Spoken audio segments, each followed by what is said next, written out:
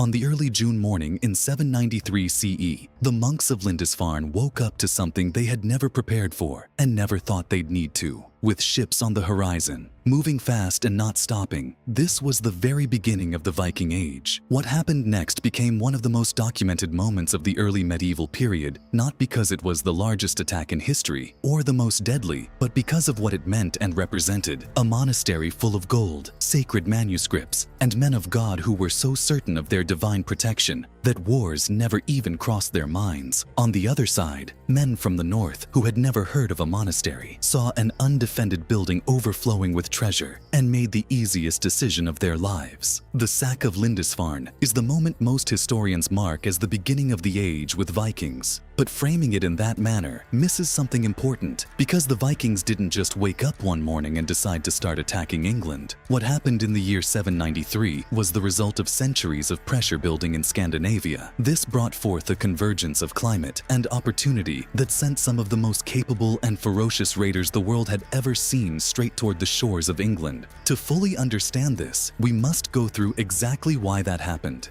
Why the Vikings started raiding when they did, why England kept getting hit for centuries after, and why it eventually stopped. Understanding this full arc of the Viking Age means understanding not just the violence, but everything that made it inevitable. Starting with who they actually were is necessary, because the word Viking gets thrown around as if it describes an entire people, and it doesn't. The men who raided Lindisfarne would not have called themselves Vikings. They would have called themselves Danes or Norsemen, otherwise would have named themselves after their specific region or chief. The word Viking in Old Norse actually refers specifically to pirates. It described an activity of raiding, not an ethnicity or a culture. Not every Northman was a Viking any more than every person who owns a boat is a sailor. There were Northmen across all work fields, but the reason the word Viking stuck is because the people of England, France, and Ireland primarily encountered these men through their raiding activity. It's also worth noting that the Northmen were not uniquely violent for their era. The Umayyad Caliphate had just conquered most of Spain. Estonian pirates were attacking Swedish settlements.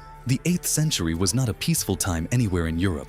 What made the Vikings stand out was their range as well as their speed. And as we'll get into, the specific circumstances that pushed them outward and the specific vulnerabilities that made their targets so easy to hit. So why did it start when it did? The honest answer is that several things happened at roughly the same time, and together they formed the conditions for the Viking Age. The first of which is climate, which is the part of the story that almost never gets told. Go back to 536 CE, more than 2 centuries before Lindisfarne. In that year, 3 volcanoes erupted in different parts of the world, within a short enough window that the ash they ejected into the atmosphere blanketed much of the northern hemisphere and blocked out significant sunlight. Byzantine writers recorded a year when the sun even shone from behind a haze and gave no warmth. Irish annals described it the same way. Chinese records said the same thing. For those skeptical on previous accounts, scientists studying ice cores and tree rings have also confirmed it. 536 CE is considered by many scholars to have been the worst year in recorded human history to be alive. In Scandinavia, where conditions were already at the edge of what human settlement can sustain, surface temperatures dropped by around 3 degrees overall and nearly 7 degrees during the growing season. Rainfall during growing season fell by 15 to 20 millimeters per month, resulting in many of the crops failing. Great farms that were abandoned. Archaeological evidence points to a population decline of as much as 50% in some areas. Half the population gone to starvation, to exposure, and ultimately to the fighting that inevitably follows when there isn't enough. Archaeologists have found significant fortifications built in Scandinavia during this period, despite there being no known external invaders. In fact, the Vikings were fighting each other for land, for food, for survival. The scarcity created a warrior culture out of necessity, and that warrior culture didn't disappear when conditions improved. It just evolved. Because conditions did improve. By the 8th century, harvests were already good again.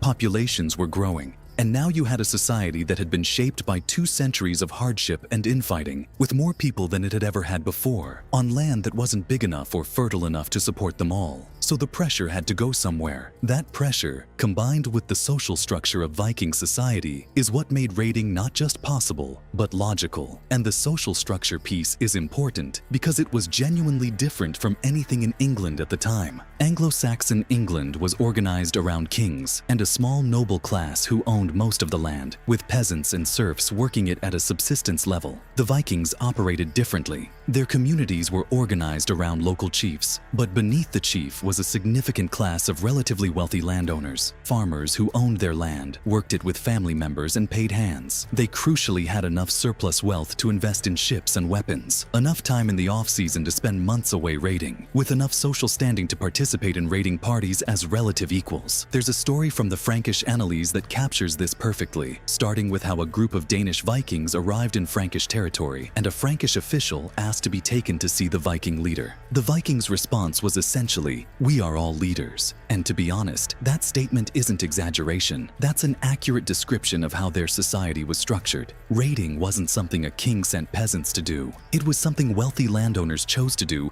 because it made economic sense and it fit the culture they'd built. The practice eventually extended to inheritance. The Viking sagas describe a specific custom, likely based on real practice, of leaders sending their younger sons away from home to avoid inheritance conflicts. These younger sons were sent out with ships and resources, and the expectation that they'd make their own way in the world as explorers. The legendary chief Ragnar Lodbrok allegedly did exactly this with sons who would become famous in their own right, including Bjorn Ironside and Ivar the Boneless, who would eventually lead the force that changed England forever. The other piece of the puzzle is technology, specifically ships, because in the 7th century CE, the Vikings adopted sails. Before sails, Viking ships were powered by oars, which limited range and required large crews who consumed significant resources. With sails, the same ships could cross the Baltic Sea, push out to Iceland, and by 1000 CE, the coast of North America. The Viking longship became one of the most capable watercrafts in the world, shallow enough to navigate rivers, faster enough to arrive before anyone had time to prepare.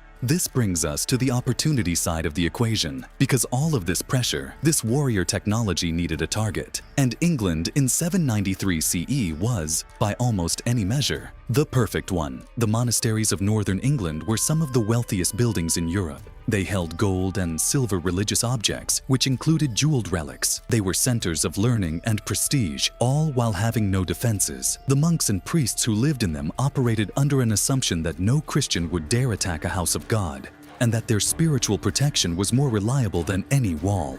That assumption was reasonable, as long as the people doing the attacking shared the same belief system, but the Vikings did not.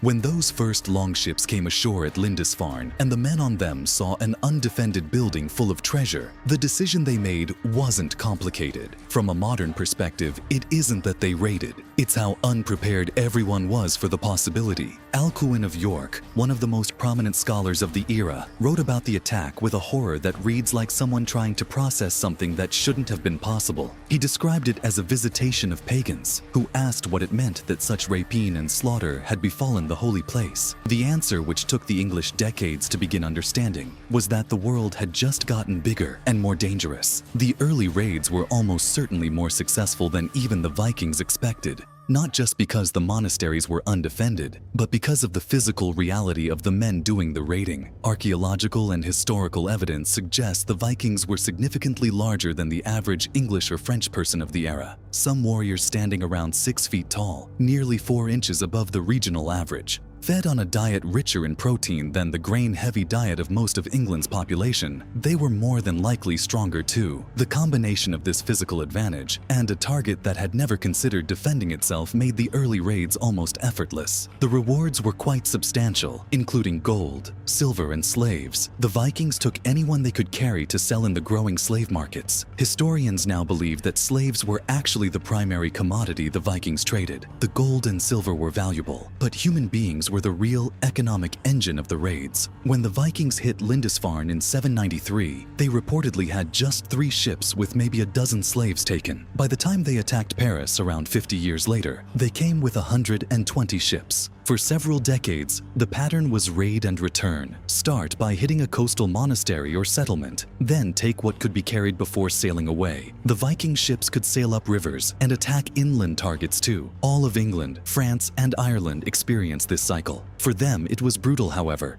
from the Viking perspective, enormously profitable. But the second half of the 9th century brought something different. In 866 CE, a force arrived in England that wasn't there to raid. The Great Heathen Army, derived from the name the Anglo-Saxon Chronicle gives it, later landed in East Anglia and marched north. It was reportedly led by the sons of Ragnar Lodbrok, arriving to avenge their father's death at the hands of the Northumbrian king Aella. Whether the vengeance story is entirely true or partly legend, what's clear from the archaeological record is that this was a serious military force. Within 5 years, the Great Heathen Army had defeated the Anglo-Saxon kingdoms of Northumbria, all of East Anglia, and Mercia. Only West Saxons held out, under a king who would eventually become the only English monarch ever called Alfred the Great. He negotiated a settlement that drew a line across England from East London to Chester. Everything north and east of that line became Viking territory, governed under Viking law, with Viking settlers putting down roots in places they had once only come to plunder. The most famous of those settlements was Jorvik, what we now call York. This became one of the most economically significant cities in England under Viking rule. The Vikings hadn't just invaded England, they had become part of it.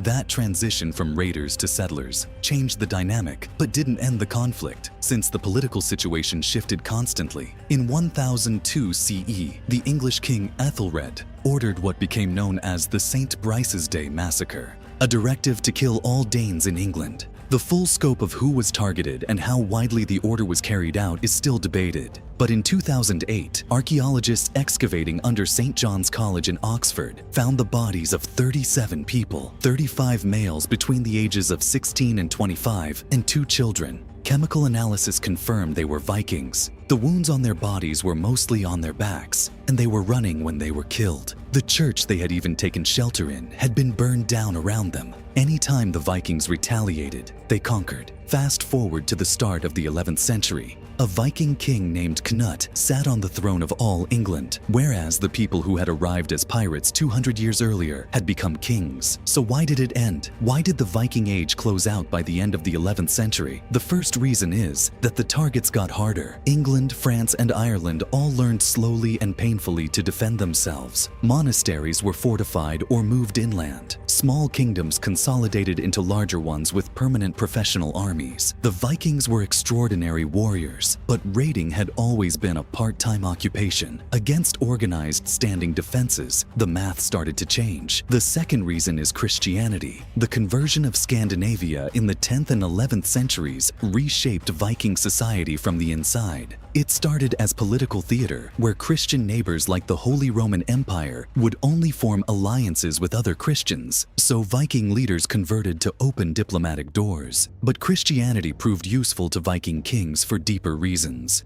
The Christian concept of the divine right of kings supported centralized power and demanded loyalty from subjects in a way that the old Viking leadership didn't. Viking kings used Christianity to consolidate power, reduce the independence of wealthy landowners, and transform their societies into something that looked more like the kingdoms around them. That consolidation had a direct impact on raiding, as wealth concentrated in fewer hands. The class of independent wealthy landowners who had the ships, the weapons, and the time to go raiding shrank.